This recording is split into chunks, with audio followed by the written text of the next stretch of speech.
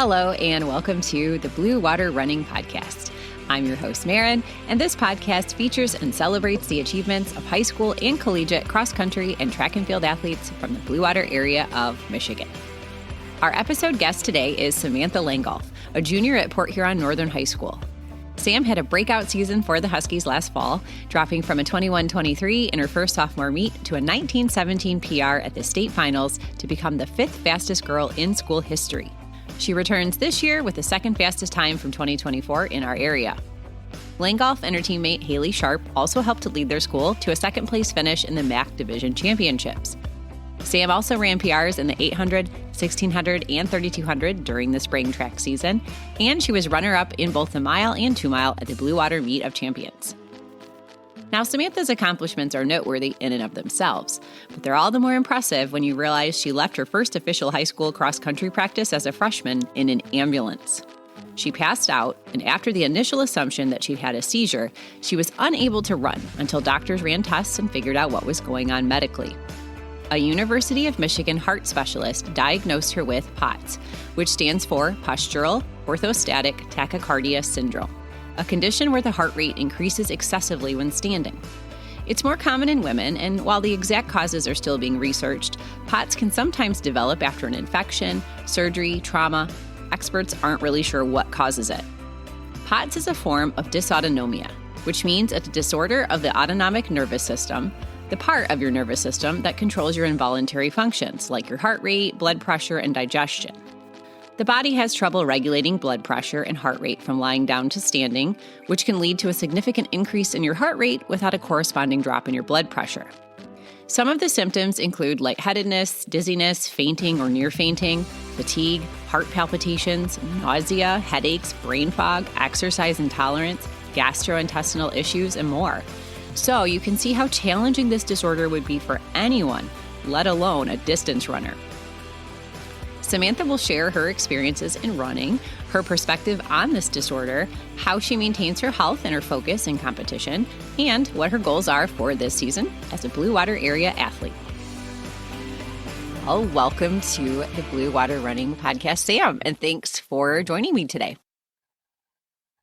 Thank you. Yeah. All right. Well, let's talk about how you first got into cross-country running. So maybe tell us, how old were you? How did you first become introduced to the sport, and how it all began for you? Well, I started running community races with my mom when I was around 5. And then I got into dance. And then during COVID, I decided to do cross-country again because my friend got me out. And I've just been running since. Okay. Well, what's your favorite thing about cross country? I like how close the group is and how quick the meets are compared to track. I was just going to say. Yeah, mainly the people. Okay. Now, do you prefer cross country to track? Do you have a favorite? Cross country. Okay. I always told my kids I loved cross country. I was better at track, but cross country was more enjoyable to me. So I think there's quite a few people that feel that way. All right. Well, let's talk about your freshman year. So a little background. You were diagnosed with POTS as a freshman. Is that correct? Yes. All right. So when you first were diagnosed, did you know anything about what that was, or was it a whole new thing for you when your doctors first told you? My older sister has it, but we have different kinds. Okay. I didn't really know much of anything about it. We were told small things like to increase salt intake, but we had to do a lot of the research on our own. Well, how did you feel like that diagnosis affected your training or your ability to compete when you first found out? How did you feel about running? I mean, did it change how you trained? Did it change what you did? Yeah, when I started back into running, I was really nervous the first few practices and races that I would have the same problem, I'd pass out. But after a while, I got used to it and started doing normal things.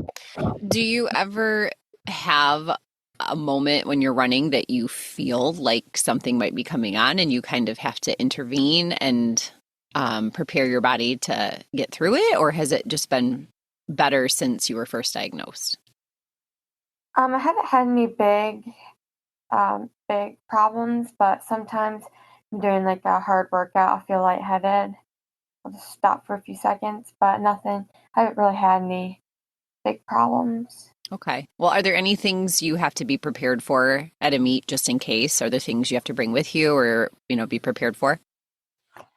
Just lots and lots of liquids, liquid IV. Yeah. Okay. Well, you've shown it's possible to compete at a high level. You've been doing very well despite your diagnosis. So, what has worked well for you to be able to keep training and competing? So, what things have you had to do to stay healthy and keep racing well? My aunt owns a spa. It's called Salt of the Earth Wellness. She helps patients receive optimal health. I've worked with her doing muscle testing, vitamin testing, a saltwater float tank, PMF, things like that. She's helped me a lot through my stress fracture and my diagnosis. Awesome. Yeah, that's nice to have a resource like that. Mm-hmm. Well, have you found that your experience having POTS has changed how you view, a disappointing race or a setback in general? I mean, you had to come back from that and really improve. So have you been able to kind of motivate yourself to be a little more positive when you're not feeling 100%? Yeah. Well, what advice would you give to another athlete who maybe has a medical challenge of their own? Maybe they've had an injury. I know you said you had a stress fracture you had to heal from and come back from. So what would you tell somebody who might be struggling with something and they're trying to get back to, 100%? Just to keep doing the sport no matter what problems you face, because there's always going to be ways to work around it and make it easier for you. Yeah.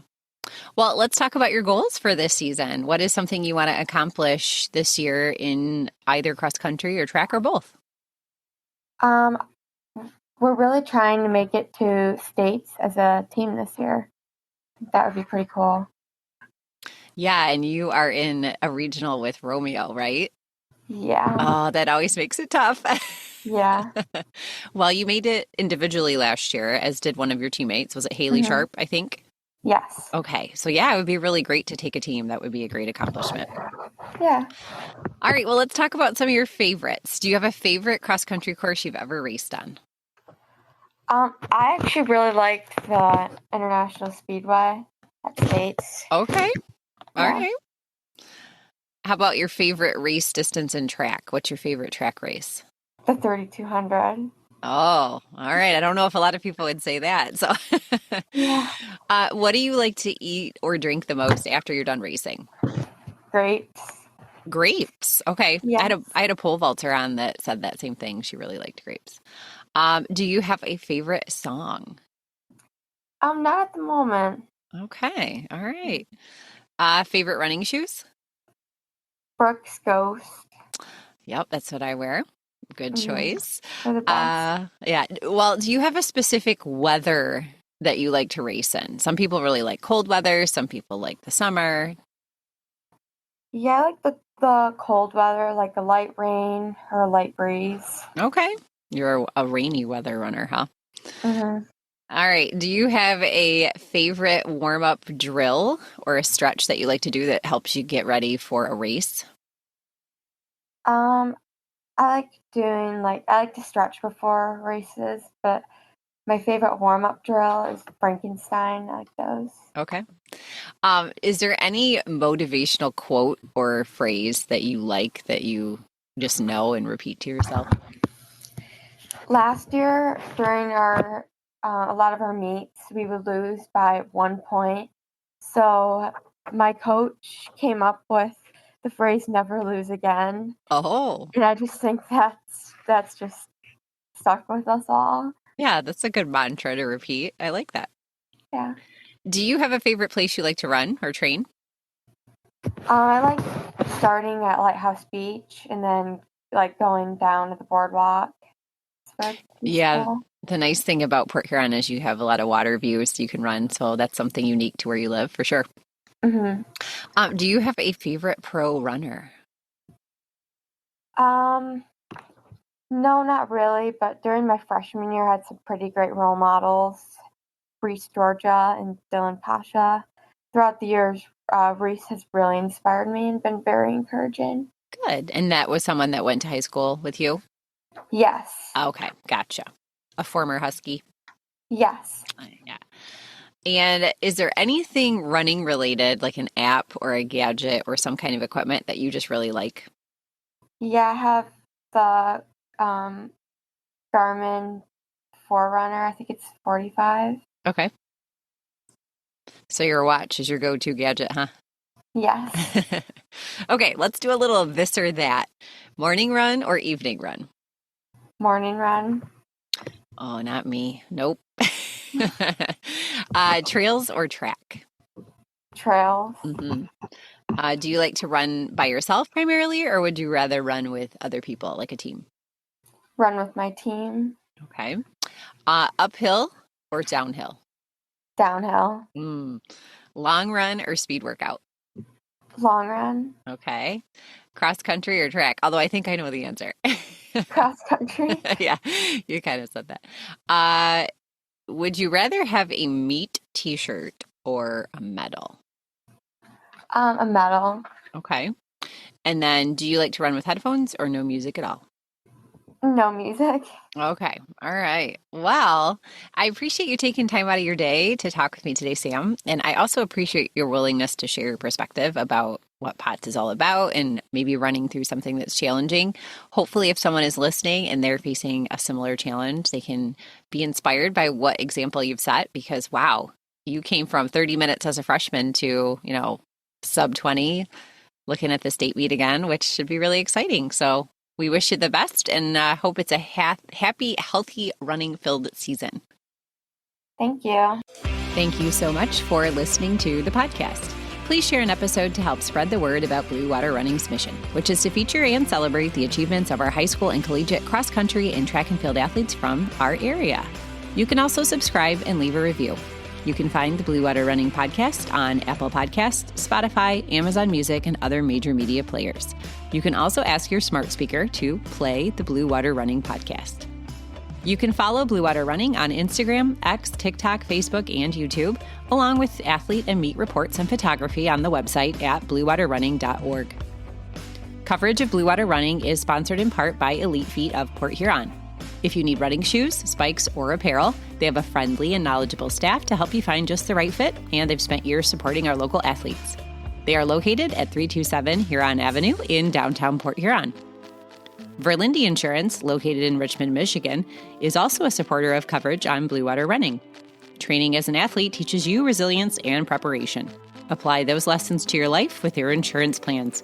Be ready for anything with them by your side.